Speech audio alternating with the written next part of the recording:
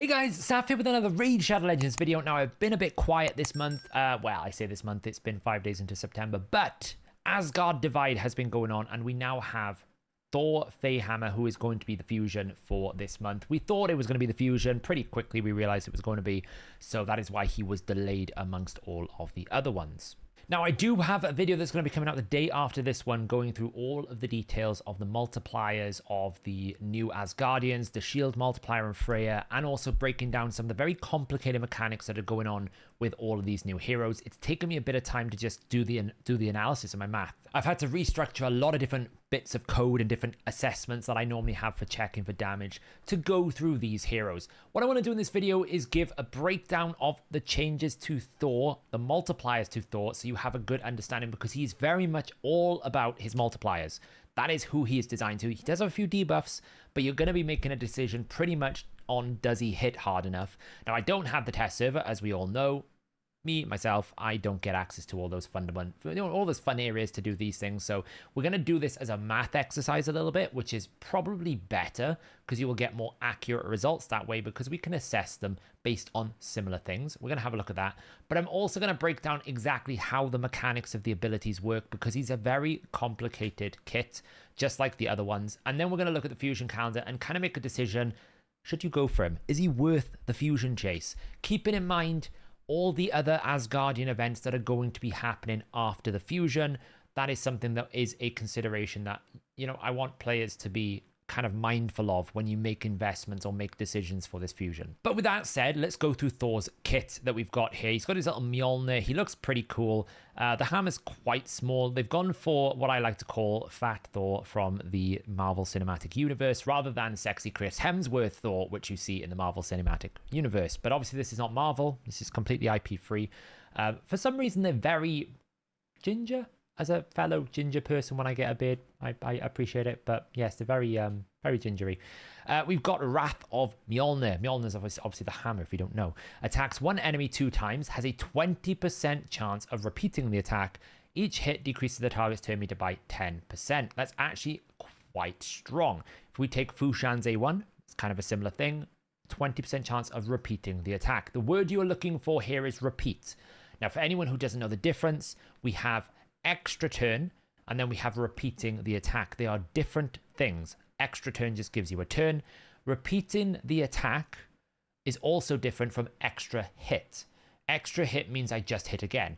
Repeating the attack means you rerun the whole thing, which means that technically, because there was initially a 20% chance of repeating the attack, the second attack has a 20% chance of repeating the attack. It becomes a cyclical behavior. So what you might find is he does this sometimes 4 times, sometimes 3 times. You see this a lot with Fu Shan, where he will go boom, boom, boom, boom. You see loads of damage because it's rolling it multiple times. Whenever you see the word repeat attack, you see it on Garrel, you see it on Jorgid, I think you see it on Fu Shan.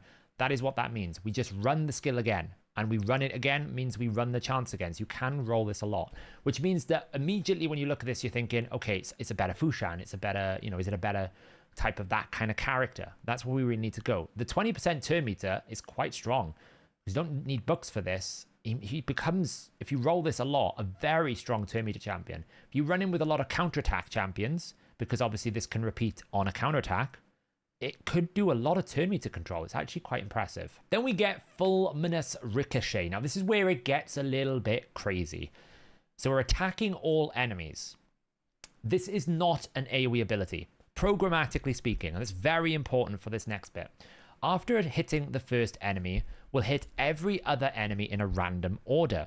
Following the initial hit, each subsequent hit increases the damage inflicted by 25%, will go up to 100%. And then the second effect here, or the third effect, will ignore block damage and unkillable, but won't work on bosses, right? So this is the only thing that doesn't work on bosses. Everything else works on bosses. Now, why am I saying this isn't an AoE ability?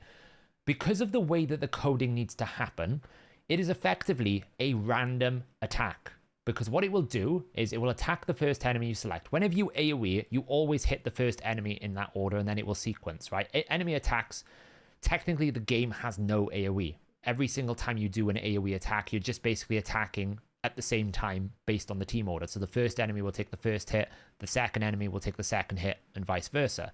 What you're doing here is, normally that's coded as like AoE ability, AoE attack, all area attack. And when you're in Hydra, if you attack with an AoE ability, the Hydra heads will punish your damage. You take a 10% damage penalty. What I'm trying to say here is this is not AoE, so it will not suffer Hydra penalties, because what happens is the first hit is random, but the selection that you make. The second hit is random. The third hit is random. The fourth hit is random. They just put a control over it to make sure that it can't randomly attack the same enemy twice, which is how they kind of mimic the AoE effect. So the outcome is you're getting an AoE effect. Programmatically speaking, you're getting a random attack. And every single time you attack another enemy, you're going to get 25% more damage. Now, the only thing I don't like about this, you can't really get the 100% where you want it. You're never going to be able to run this ability in a way that this 100% is going to land where you want it to land. It will mean, though, in Hydra, against decapitated heads, as long as you've got a good number of decapitated heads, you're going to see big numbers from this Fulminous Ricochet, because it will not take a negative penalty. And also, here's the other really, really important thing. Hex debuff. We all know Hex is incredibly strong in Hydra. If you don't know, Hex is really strong in Hydra. You should always run it in all your teams. If you do a single target or a random target attack, you will spread 10% of the damage to all other enemies. If you do an AoE, you will spread 2%. So if this was coded as AoE, you'd hit for like 100,000, you'll only spread 2,000. But because it's not AoE, it's random, you're gonna do like 100% on 10%. You're gonna get the 10% value. So not only do you not get penalized by Hydra, you also don't get penalized by you don't get the penalty for the AoE Hex. This will do a lot of damage, and I think this is the reason why you will see him perform really well in Hydra, and why you're probably seeing tests from like Scratch and Nubraids and YST and Hell Hades and all these other creators getting good damage numbers matching someone like Ninja, because actually his multipliers on his A1 are quite weak. It is because this ability gives you so much damage based on the way that it's coded. Bit of a long explanation, but it's really important you understand the nuance of this ability. It is random attack, so you're going to get a lot of value from it. Next up, we got Hammer of Heaven. He's going to attack all enemies. Before attacking, he's going to place increased attack and increased crit damage. Now, this is an AoE attack, so this will suffer all of the penalties. Has a 75% chance of permanently decreasing the resistance of each enemy by 10%.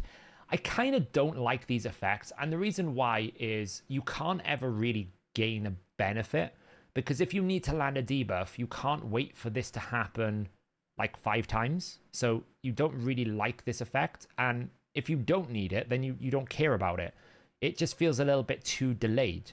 Perhaps it has some use somewhere, but even in long fights, like in Clan Boss, I suppose you could do it over a long... I just don't think there's enough fights that you would actually get to a situation where you can use this 5 times to fully stack it up. So I don't really see the value in this effect at all. I think this is kind of like a forgettable thing. But he does have a full decrease speed, like 100% chance when you book it to decrease speed on all enemies for 2 turns. This is basically created so that Thor Faehammer can use Nature's Wrath in Hydra. That is the exact reason this exists. You use it, and then you get Nature's Wrath fully stacked out. There's probably going to be a 5-star soul in the like the post fusion event. You just pick Nature's Wrath, and then you will get this stacked out. This is what's good about this. Now, it's also nice in Hydra to have decreased speed, but pretty much that's why we've got it here, right? It's a Nature's Wrath buff. That's the way I look at it. It's just my personal opinion. It's just there to make sure you get a debuff out. And then finally, we got Sky Rupture. Now, this caused a bit of confusion because whenever they say increased damage, normally they use the word increases the damage, and they use the word. They're actually used like damage as like a short form. It made it look like you were getting crit damage. It's not. It's flat damage. It's actually a big difference. It means it's a lot more damage. Every time this champion deals damage, increases the thunder counter. You can't see it in game. I thought there'd be a little buff. You can't. You're just going to have to guess or just ignore it. Each stack will increase the damage by 3%. So you're going to get like a flat 30% damage bonus on top of a 100% damage bonus. That's what I'm saying. You can stack it quite hard. Once the thunder counter reaches 10, he will do an extra AoE, stun them. And after the attack, the thunder counter resets to 0. This is incredibly good in Spider, but you would have to build him without damage, because you'll just kill them anyway, so it kind of doesn't matter. But it's quite good for wave control potentially, especially for higher levels where there's a lot more defensive. You might not one-shot them, because obviously you've got AoE, so if there's lots of enemies, this will stack up pretty quickly. It's on any damage source. It'll happen pretty quickly. I know there's some bugs at the moment around it proccing on War Master when it shouldn't and things like that. But it should be whenever you hit an enemy with one of your abilities, you'll deal damage, it will increase, which is pretty good. He's got pretty good base attack, 1553, that's really quite high. 105 base speed, his base stats are quite good, and there's a 30% aura in all battles. That is the technical explanation of his skills. That was a bit of a long explanation, but it's very important you understand this is not AoE, which is why this and this is your principal damage abilities in Hydra. If you can get away with not using this, it would be better, because you always want to try and single target in Hydra over AoE because it's just more powerful. You get more hex damage. You can decapitate heads quicker. That's kind of like what you want to achieve. So if you can find a substitution for this, it's great, but you want to use it once so you get your Nature's Wrath. So if you come over to the website, you can get access to all of the information about the heroes now. They're all up to date, all their multipliers, and we're going to have a look at the multipliers here to see how it is doing. So we can see the Wrath of Mjolnir, the A1. The damage ratings here have been estimated based on 5 stacks, right? I've averaged the damage multipliers here based on the 5 stacks on the passive to give it a fair shout, because obviously the passive is going to give you 15% bonus damage. It's considerable. He's got a 1.9 times attack, and he's going to attack 2 times. So it's a pretty good, it's a 3.8. It's not bad, but it's only strong. It's not super crazy. It's actually quite weak in the grand scheme of things.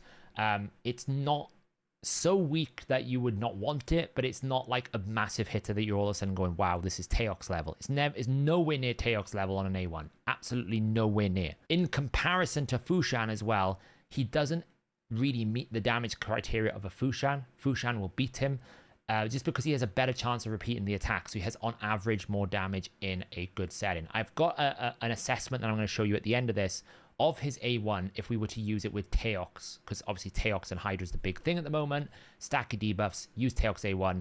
How much damage does he do? We can compare the damage over sort of like 59 turns to see how it will compare. But where it changes is this Fulminous Ricochet. It's a 5 times attack. It's a big AoE multiplier. And of course, it's going to scale. Now, the way that I've calculated this on the website here, we've kind of taken individual attacks and then we've averaged it over each attack to create the AoE effect, because whenever we're ranking AoE abilities, we're assessing the impact on a single enemy. We're not assessing the total damage across 5. We're looking at how much does it hit. This is the best way to do it.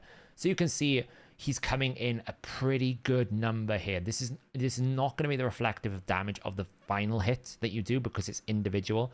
You will probably find it does quite a lot more, but it's a good reflection of how much it would hit on a single target if you were to average the gain he gets across all targets as well. In terms of his other AoE, as a 4 times attack, that's pretty average, but you can see because it doesn't have any extra bonus stuff, he's only really rocking up at around about a strong. There's no ignore defense in the kit, which is always a kind of a problem. Whenever you need arena, you need kind of some sort of ignore defense. But 4 times attack, it's good. It's not insane, it's good. And then the Sky Rupture is a little bit weaker at 3.8. That is coming in at strong as well. Now, obviously, it's going to be slightly weaker than a 4 times.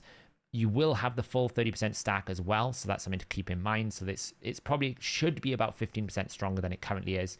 It's good. He's going to produce a lot of residual good damage. He's just never going to get that one-hit wonder beyond like a good roll on the Fulminous Ricochet. And that's going to be the challenge, is like, can you actually get the 100% where you need it to be, or are you just going to kill someone in the wrong order? So all in all, where do I think he's good? I think he's built for Hydra, but I do want to kind of like move and consider other places, because I think it's really easy for us to right now to call it like Hydra Shadow Legends, where it's like, well, this champion's great for Hydra, this champion's great for Hydra. I know there's not many like compelling game modes for late game players, but we're always considerate for every player progressing through the dungeon. So this stun on the passive will be very good for wave content. As you're progressing, you have 2 AoEs and a 3rd AoE, just as like a good damage dealer. He's probably better than Scorid, because he's going to do it more consistently, and he can self-buff, and he's got some crowd control and decreased speed. Pretty good. When you get to bosses like Fire Knight Normal, excellent turn meter control. When you get to Dark Fae, excellent turn meter control. Probably really good into Amius if he ever pops up, because this repeat attack allows you to one-shot Amius. You can do the Fushan trick. It can work. You have to roll it a few times, but it can work, and it will do it, which means he's very good to have as an Amius solution. You just run 3 ally attacks and try to kill it as quickly as you can. It works really well. So overall, I think, honestly, he's worth getting. I do have a principle in terms of fusions. You never skip anything that does something unique. It's a unique passive.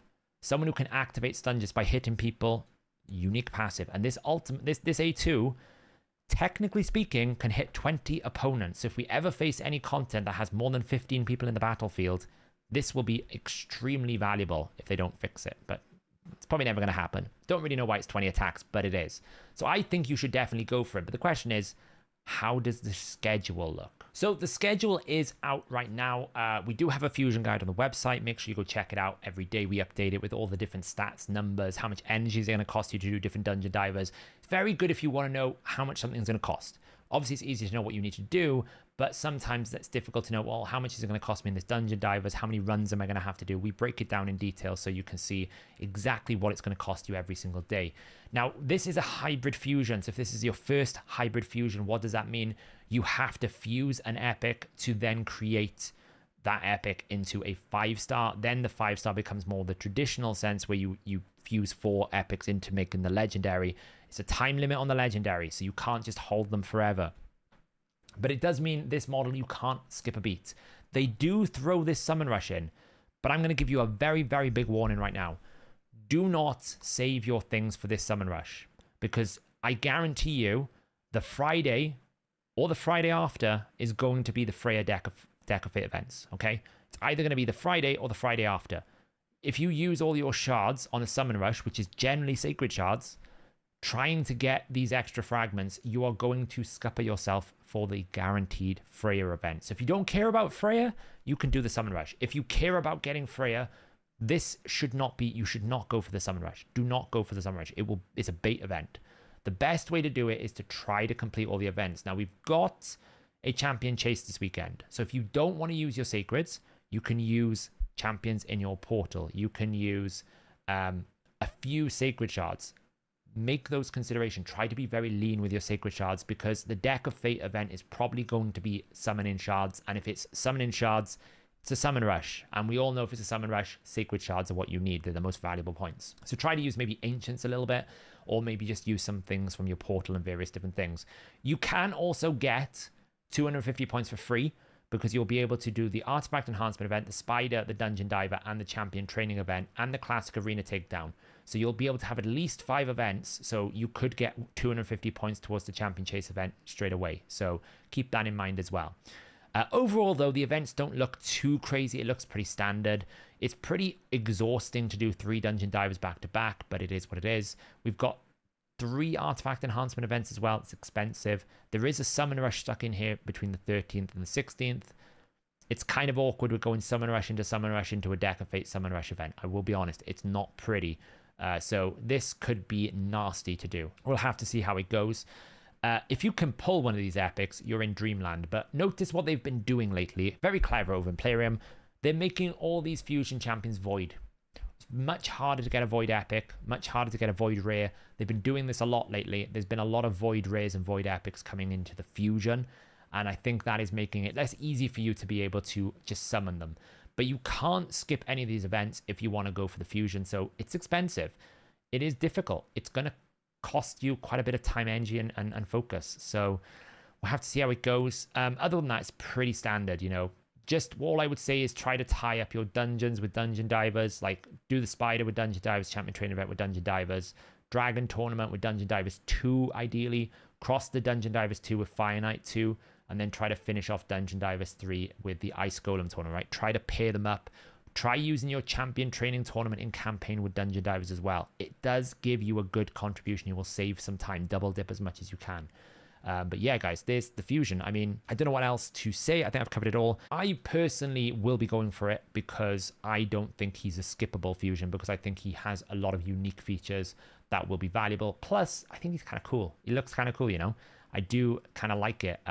He's got like the guy from Marvel, I don't know what his name is, like the Ice King or something on his back, which is kind of cool. So I will be going for him. That is the breakdown. He does do good damage. It's good enough to go for. Let me know in the comments below, guys. What are you doing with this fusion? Are you going to save for the Odin and the Freya events, or are you going in for Thor?